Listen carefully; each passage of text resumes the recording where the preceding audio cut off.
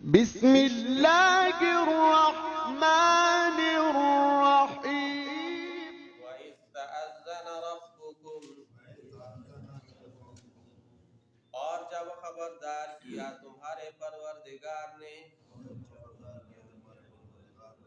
لَإِن شَكَرْتُمْ، کہ اگر تم شکر ادا کرو گے،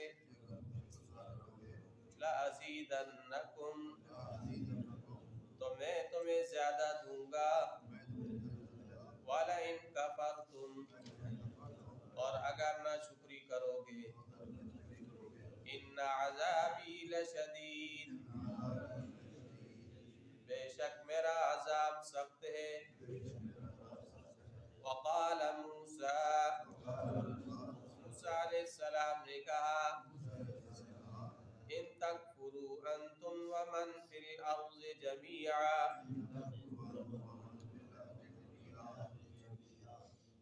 اگر تم نے کفر کیا اور جو زمین میں ہیں سب کے سب نے، فإن اللہ لغنی حمید،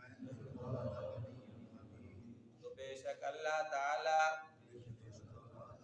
غنی تعریفوں والا ہے۔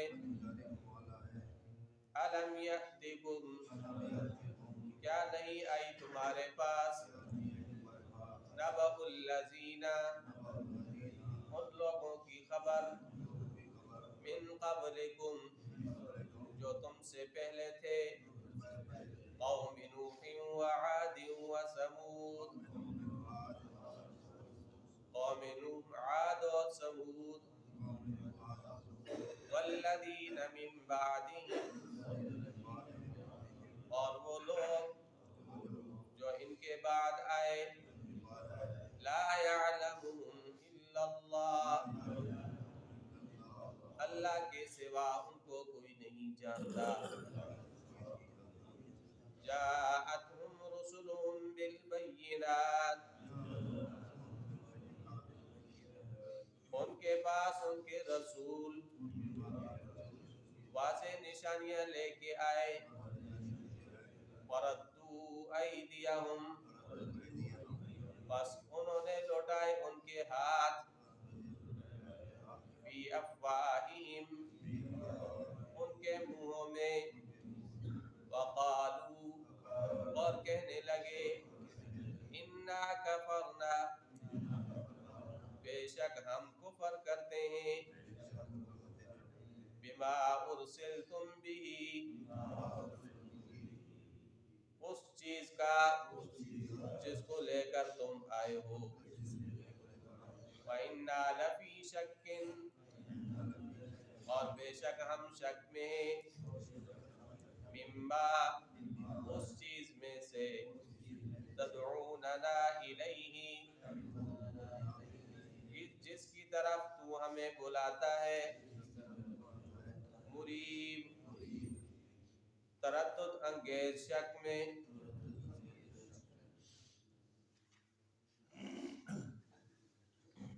سورت کی ابتدا میں قرآن کریم کی حقانیت کا تذکرہ تھا، پھر اللہ کی تعریف بیان کی گئی، پھر کافروں کی صفت بیان کی گئی کہ وہ دنیا کی زندگی کو پسند کرتے ہیں، اللہ کے راستے سے روکتے ہیں اور اللہ کے راستے میں کجی تلاش کرتے ہیں۔ پھر اس کے بعد اس بات کو واضح کیا گیا کہ اللہ نے جتنے بھی نبی بھیجے تو ان کی قومی زبان کے اندر بھیجے تاکہ وہ ان کے لیے واضح بیان کر دیں شریعت کو۔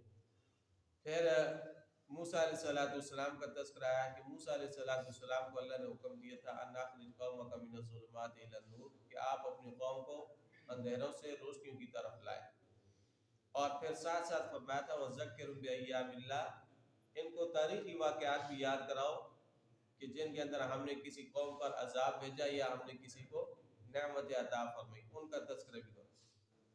اور پھر موسیٰ علیہ السلام نے اپنی قوم سے کہا تھا اذکروا نعمت اللہ علیکم، اللہ نے جو تم پر نعمتیں کی ان کو یاد کرو کہ اللہ نے تمہیں فرعون سے کیسے نجات دی، فرعون تمہیں کیسے عذاب دیتا تھا، تمہارے بچوں کو ذبح کرتا تھا، عورتوں کو زندہ چھوڑتا تھا، اور وفی ذالکم بلاء من ربکم عظیم، اس میں تمہارے لیے بہت بڑی آزمائش تھی، بہت بڑی آزمائش تھی۔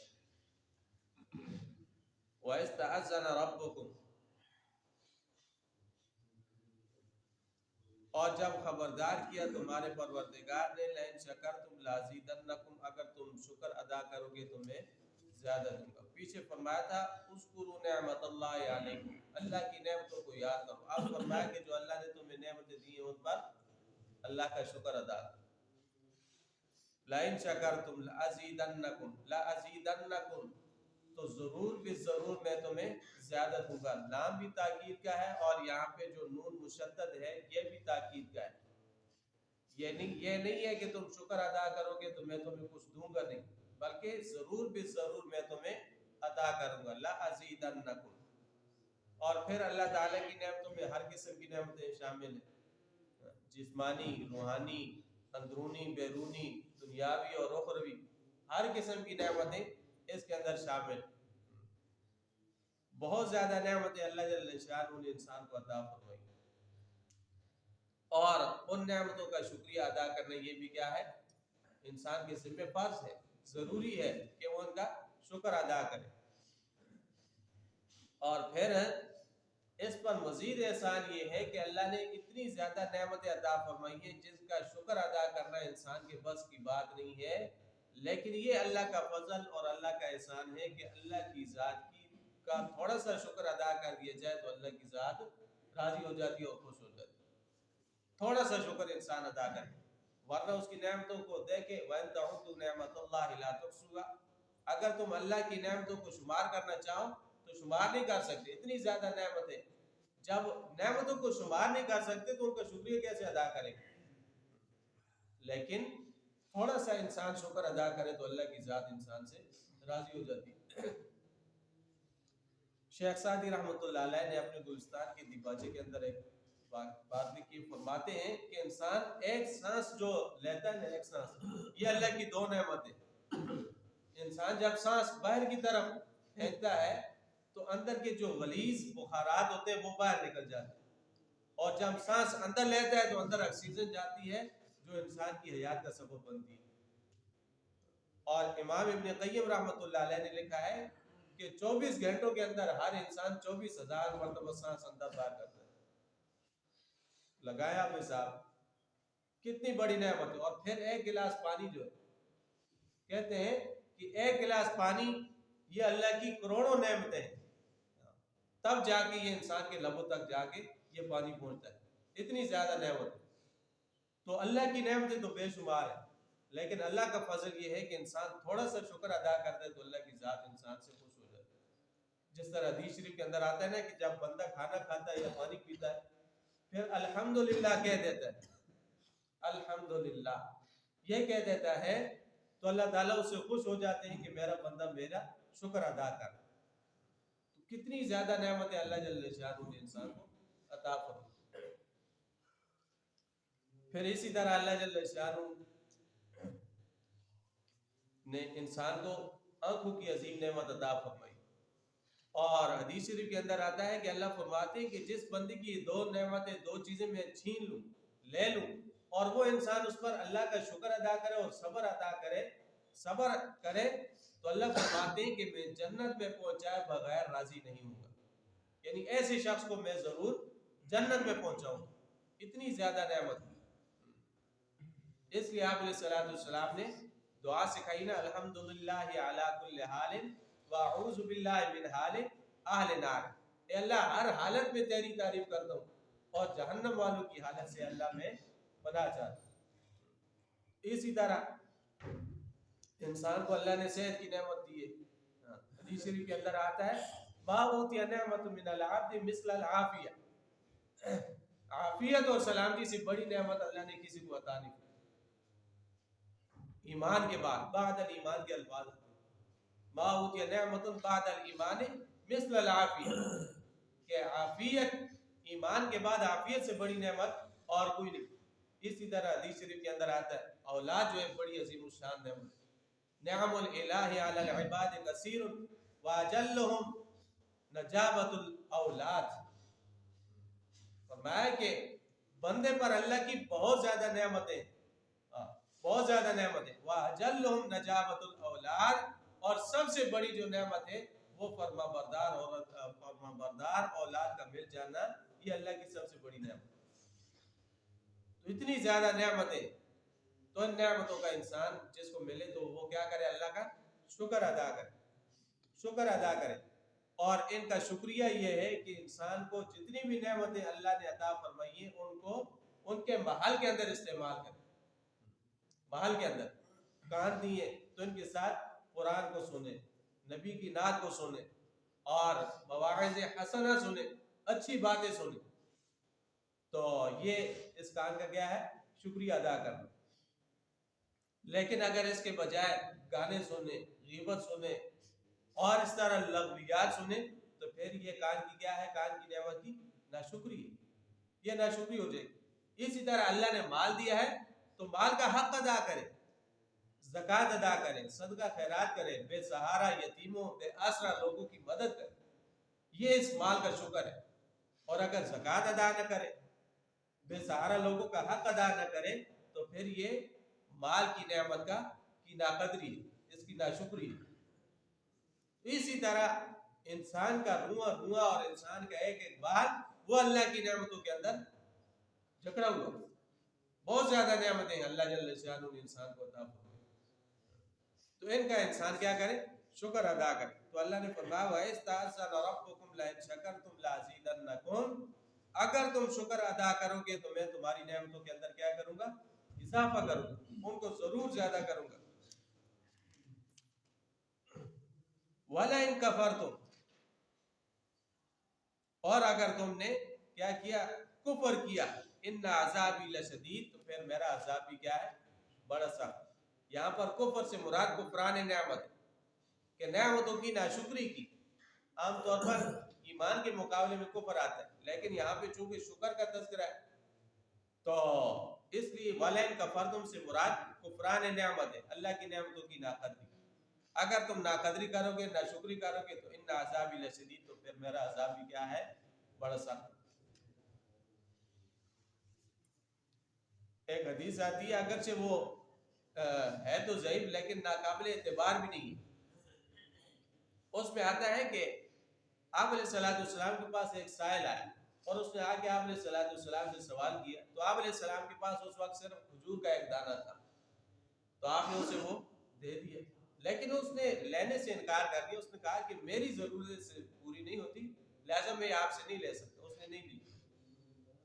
اتنے میں ایک اور شخص آیا، اس نے آ کے آپ علیہ السلام سے سوال کیا، تو آپ علیہ السلام کے پاس وہی کھجور کا دانہ تھا، تو آپ نے اس کو دے دیا۔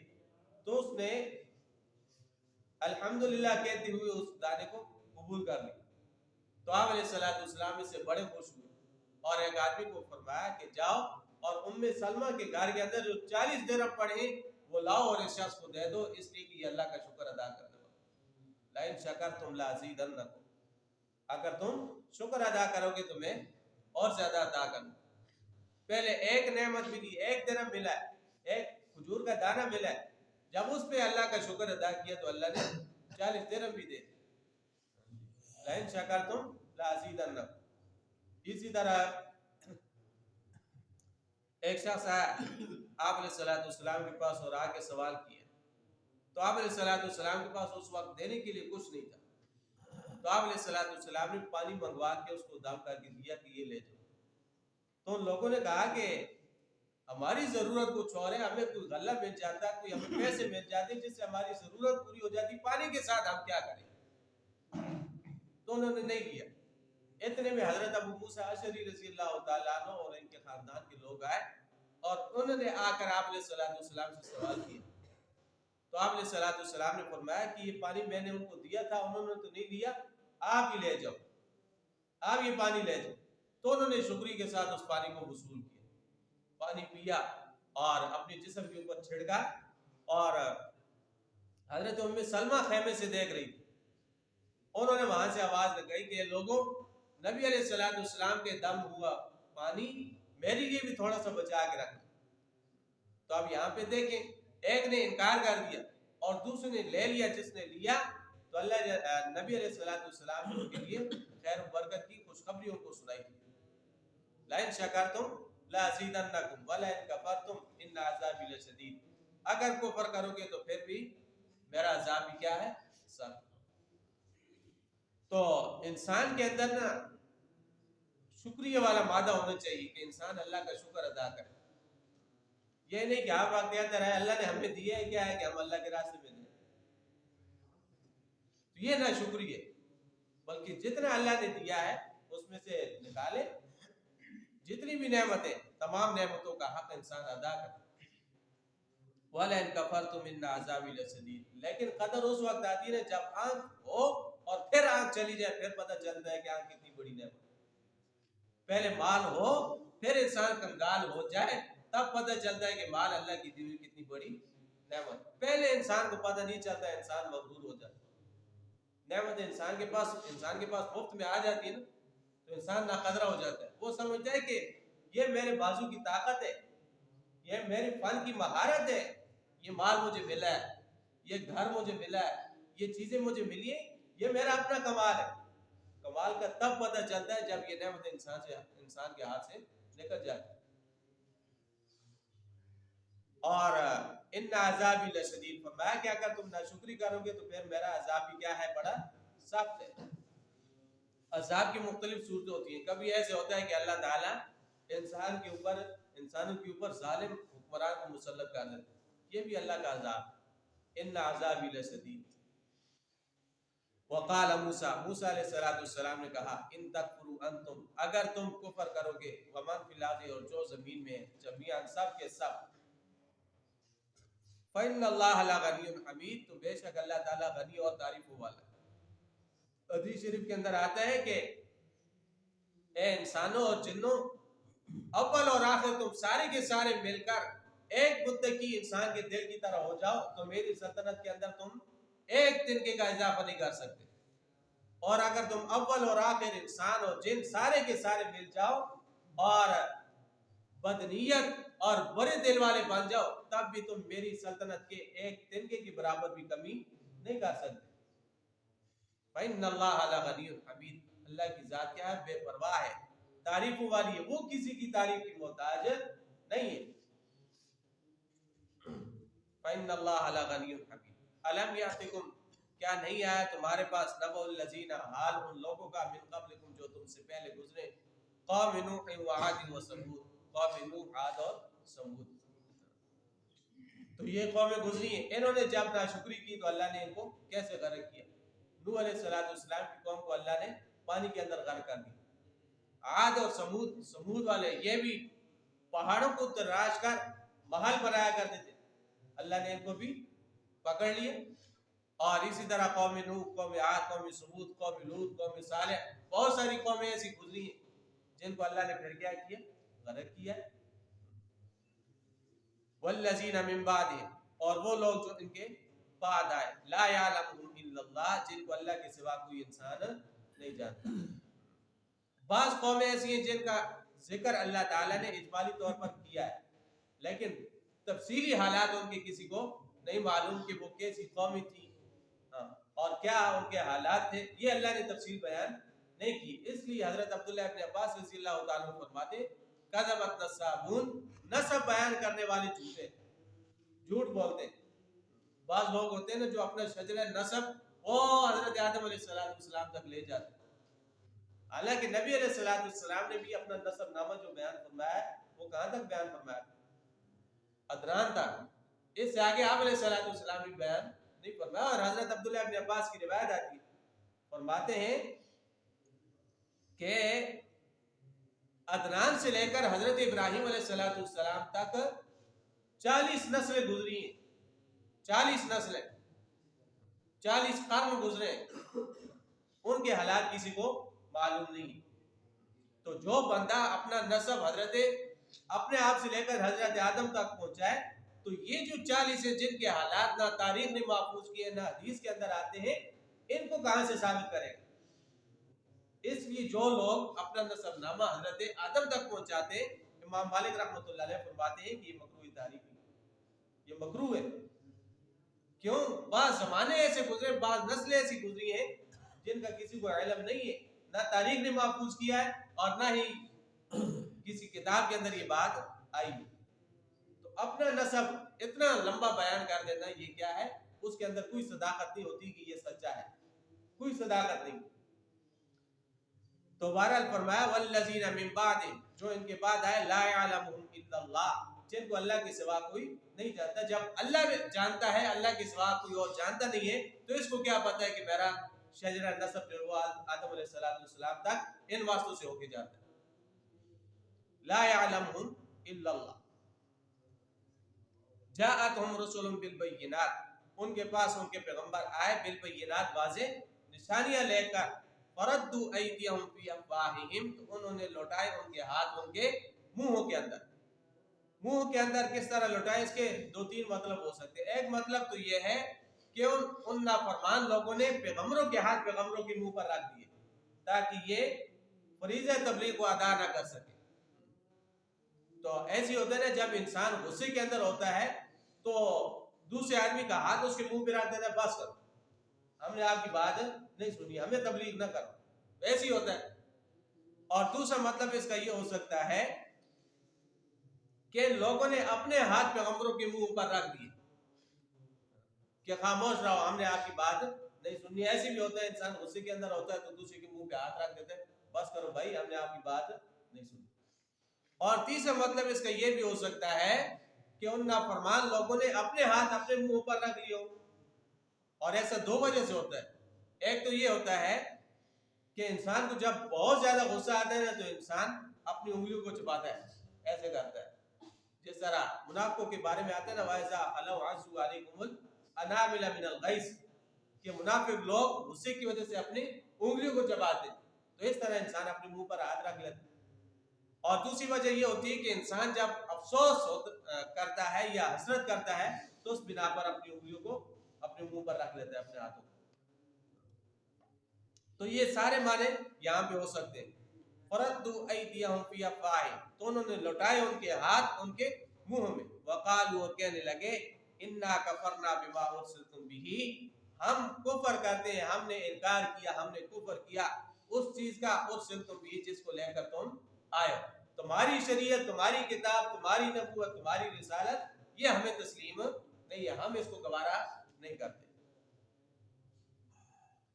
وَإِنَّا لَفِي شَكٍّ مِّمَّا تَدْعُونَا، اور بے شک ہم شک میں ہیں اس میں سے، تدعوننا، جس کی طرف آپ ہمیں بلاتے ہیں، مریب تردد انگیز شک کے اندر. شک ہمارا دور نہیں ہوا تو ہم آپ کی نبوت کو کیسے تسلیم کریں؟ لہٰذا ہم آپ کی بات کو سننے کے لیے تیار نہیں. اللہ جل شانہ ہمیں شریعت کا علم. وَلَقَدْ يَسَّرْنَا الْقُرْآنَ لِلذِّكْرِ فَهَلْ مِن مُدَّكِرٍ